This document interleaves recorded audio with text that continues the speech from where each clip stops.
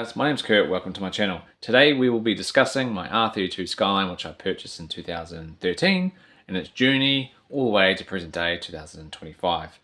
There will be some highs and there'll be some lows, but super stoked to show you guys.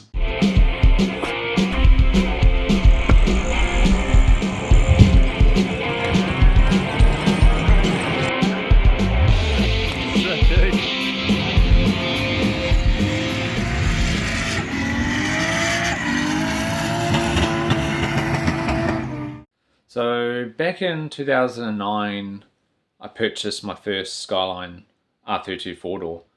So that had RB20D in it, it was auto, I manual converted it, and I gave it adjusties and I think a chip tune at the time, some top nut manifold, all the bolt-on bells and whistles, which generally probably make it worse than stock, but that was the trend back then.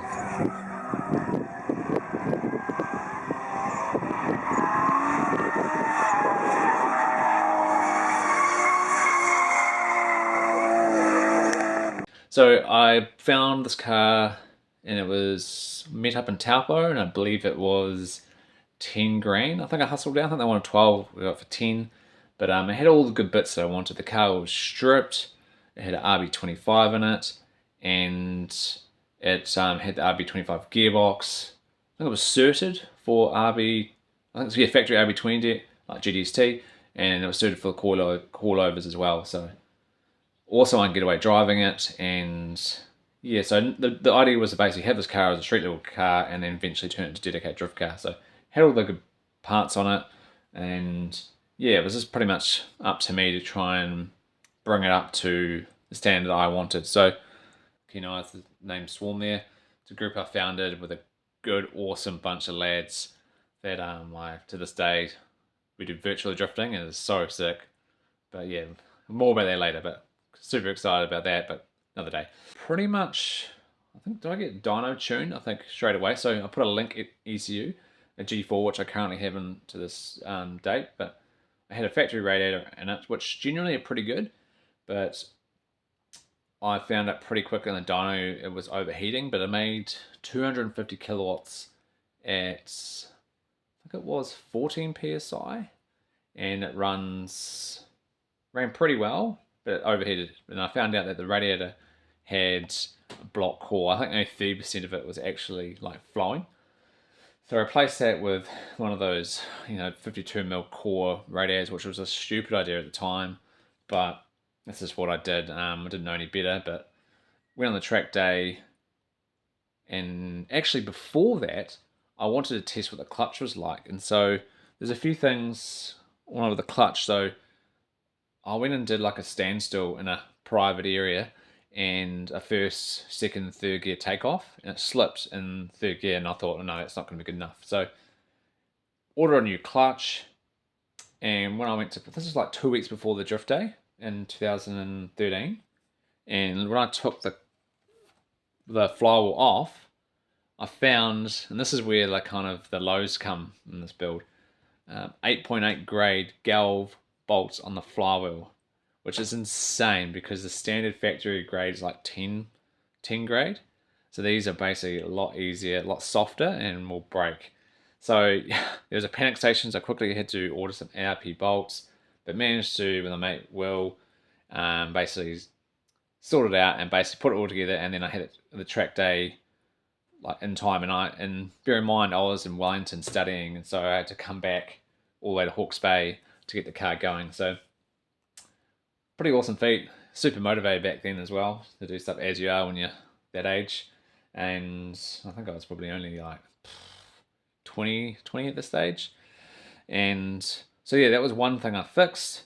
Also the throttle cable was binding up, the cable wasn't sitting true. And what I'll do is I'll show you the engine now. So this is the engine here. So up here I'll show you before shot, and then we'll go to this now. So one of the things I found with the throttle was this cable here wasn't tangential, so it was basically on an angle, so it was binding. So the clutch was, or the throttle was super stiff, almost like a clutch. So I got my uncle to weld up a really cool bracket here, basically that sorted that out. What else? Back here, what I found is on the lines, there's like a breather line, like a uh, purge canister for fuel that runs in factory. It comes over here, I believe. But that the line from the tank was free breathing right next to the starter motor. Basically, starter motors generate sparks, which is ridiculous to have that right there. So I blocked that off, and then yeah, that's another thing I sorted out. One of the other things, so which I caused, was actually I put in a 52mm radiator in, which stupidly what happens is when they're wider and they're this single like core like this, when they're wider, what happens is all the hot water just takes a path of least resistance and doesn't actually utilize the whole surface area. So pretty much you reduce the effectiveness of the radiator. So that caused me to basically, every time I was on the track, had to basically do a cool down lap every time. So was kind of annoying that was happening, but I put this Mishimoto radiator in, which is, I think it was a 42mm or 35mm core. So factory is 26mm, this is 35, and so it still retains the factory shroud, and I still run the fan because generally they run really good, the fans, if you don't have too much engine movement, because they can catch things and lunch the radiator. What else did I find? The turbo, when I got it tuned, the turbo dump pipe and the exhaust was a 2.5-inch system. And back then there wasn't too much known about, I think there was a myth about back pressure being a good thing. But that's how I ran it. It runs a Master Power turbo. It's like a TO4E. Similar size to a GT3076 sort of infrastructure, but it's got a high trim. Basically, it doesn't flow as much. So, like, I think high, actually low. Either way, basically the impeller is more angled, so it doesn't flow as much. But it's a German bearing turbo, just pretty good. It's just pretty laggy. So I fixed so this is after doing like a few track days. I fixed the dump pipe and fixed the exhaust. Also, another thing I noticed that the breathers on here that was quite loose. They were starting to pop out, and then this breather tank here had like a real like 10mm small freaking hose tail fitting for the breather. So now this pulls off. I upgraded that to a big hole like that. So it basically makes it free breathe a bit more. What else did I find? And on one of the track days, we noticed the throttle was sticking because it was a cheap China one. So it was this one, but I'm kind of stuck with this bolt pattern and flange, but it'd stick. So, and then also found out the integral pipe here, which still isn't actually right. It doesn't sit square on. So I'm going to eventually buy an aluminium welder and put actually a straight piece here, but it tends to come off. But what happened is the distance between here and here was so close that it was actually rubbing on the, oh, here it is here. Holy shit. Here we go. Can't believe I got this. Should throw this out. But you'll see here, the integral pipe was basically telescoping inside and rubbing on the bloody the throttle body. Luckily, I think I put heaps of grease in around all here to try and stop it rubbing or sticking the throttle, so it actually captured a lot of the aluminium, so it didn't do any harm to the motor. I think I did some rewiring as well. I think it was a bit bad, but other than that, it was a pretty good. So the motor, I think it was allegedly done 110,000 Ks or something like that. The body's done a lot higher, but yeah, I think it had it also had a factory fuel rail that eventually I think I tried to get some decap injectors by a company called Shred Industries, which you guys might know, but changed a few business names, whatnot. But yeah, they did me some decap fuel injectors, which I think I still have as well. But I got them done, and then I asked if I could get them flow benched to make sure they're all the same. And then at the time they said, "No, don't worry about it." And I was just like, "Nah, screw that." So I went and bought some Dynamics 725cc injectors and sorted that out. And then I think I did all the usual stuff like new water pump, new oil water pump, new belts, all that sort of stuff. So yeah, that's got all fixed. I got it tuned.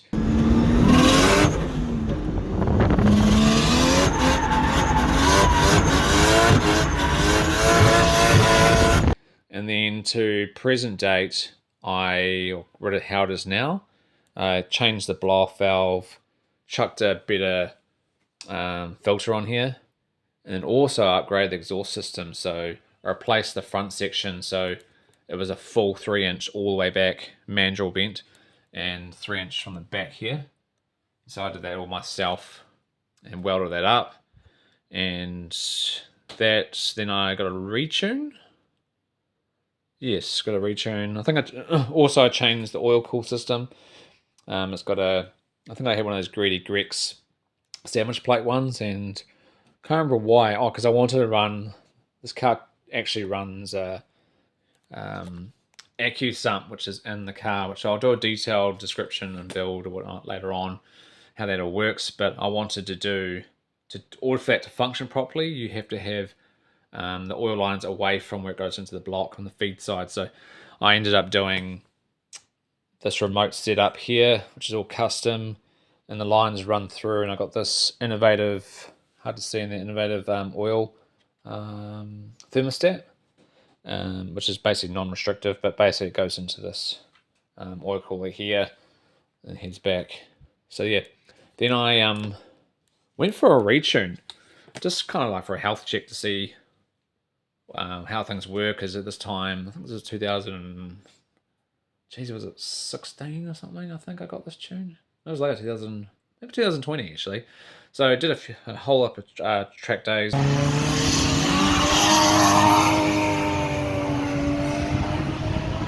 And then I got this car retuned, and I go to a guy in Hawke's Bay called WRC Developments, and this guy called Graham, he's actually was part of a WRC team tuning, so we're super lucky to have him in Hawke's Bay, let alone New Zealand. So he tuned the car. I said pretty much no more than 16 psi, because this Lombok is factory, it's got nothing done to it, and so I know you can kind of get away with reasonable amount of power, but so I thought 16 psi was a limit. So put it in the dyno.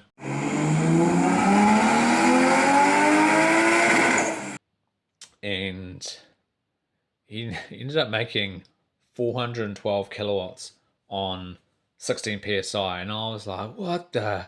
I was just like, what the hell, blown away. So I still don't know if it's exactly that much, but it goes freaking fast. And the next track day I did, I ended up popping off the integral pipes a lot just from the engine torque, and I guess being a bit more violent inside of the factory engine mounts trying to restrain this beast. So and also I added this trigger kit, and that so I think the combination of the trigger kit and the dump pipe and the exhaust system running just 2 more psi, I went from 200, I think it was actually 285 kilowatts in the motor to 412 kilowatts in the motor. So so I think it works out to be about 380 kilowatts of the wheels.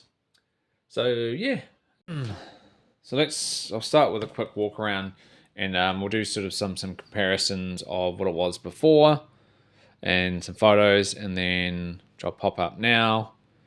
And it basically ran factory, I think it was factory M spec. It had end caps at the time, but missing the side skirts. But I currently have the side skirts. I ended up getting some fiberglass replicas and painted them up. They're not currently fitted, but so that's kind of what it looks like before. And then now I'll give you a walk around to present day. So it's currently on the D1Rs in the front, and then it's got the Super Advans at the back. And it's just basically a factory look. I'm really a fan of simplicity. At some point I will be looking for, always a bit of a misdemeanor here. Put the clip here. Whoops. I fixed that myself. I just haven't got around to painting it white, which I should. So exteriorly it hasn't changed much. I got a new bonnet. This is a carbon fiber bonnet. I was always a fan of the vented bonnet, just to try and get some airflow out. Really like this. if anyone knows how to protect this stuff. I don't know whether I should just wax it or not, or yeah, or some special product you're meant to use for carbon fiber, because I know these peel really bad. Yes, I won't show you the inside of the car just yet, because it'll give away a few spoilers of what I've done previously. But yeah, so that pretty much concludes today. There'll be a few more episodes that I'll dive into a few more sort of specific areas, and then I'll present that to you guys. And then yeah, you'll get to see some drifting footage as well. And yeah, super excited about all this to show you guys. Sort of, it's been, what's that, 12 years of development, and yeah, just looking forward to showing you guys.